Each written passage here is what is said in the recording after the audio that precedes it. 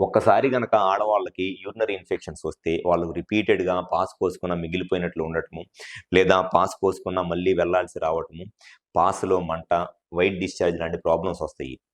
So, దానివల్ల వాళ్ళు చానా ఇబ్బందులు ఎదుర్కొంటా ఉంటారు ఆడవాళ్ళు. అండ్ సెకండ్ ప్రాబ్లమ్ వచ్చేసి ఎవరిలో అయితే ఈ స్కిన్ ఇన్ఫెక్షన్ ఉండి సెక్షువల్‌గా కలుస్తారో కొన్నిసార్లు ఈ వెజైనల్ ఇన్ఫెక్షను ఈ యుటరస్ కి వచ్చేస్తదనమాట. అంటే ఈ స్కిన్ ఇన్ఫెక్షన్ అనేది వెజైనా దగ్గర నుంచి స్లోగా యుటరస్‌లోకి వచ్చేస్తది. యుటరస్‌లోకి గనక స్కిన్ ఇన్ఫెక్షన్ ఉన్నప్పుడు సెక్షువల్‌గా కలిసి అది గనక యుటరస్‌లోకి ఇన్ఫెక్షన్ వస్తే నార్మల్‌గా ఇది వెజైనా. ఈ వెజైనల్ ఇన్ఫెక్షన్ గనక వచ్చినట్లయితే ఈ వెజైనల్ ఇన్ఫెక్షన్ కొన్నిసార్లు స్లోగా ఈ గర్భసంచ యుటరస్‌కి కూడా ఇన్ఫెక్షన్ వస్తది. యుటరస్‌కి ఇన్ఫెక్షన్ రావటం వల్ల ఈ యుటరస్‌లో ఉండే ఎండోమెట్రియల్ లైనింగ్ పూర్తిగా దెబ్బతినిపోయిద్ది.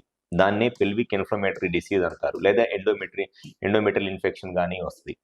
ఈ ఈ ఎండోమెట్రియల్ ఇన్ఫెక్షన్ గనక వచ్చినట్లయితే వాళ్ళకి పిల్లలు పుట్టడానికి ఇబ్బంది ఎక్కువైపోయిద్ది. ఈ ఎండోమెట్రియం దెబ్బతినిపోయి పిల్లలు పుట్టరు.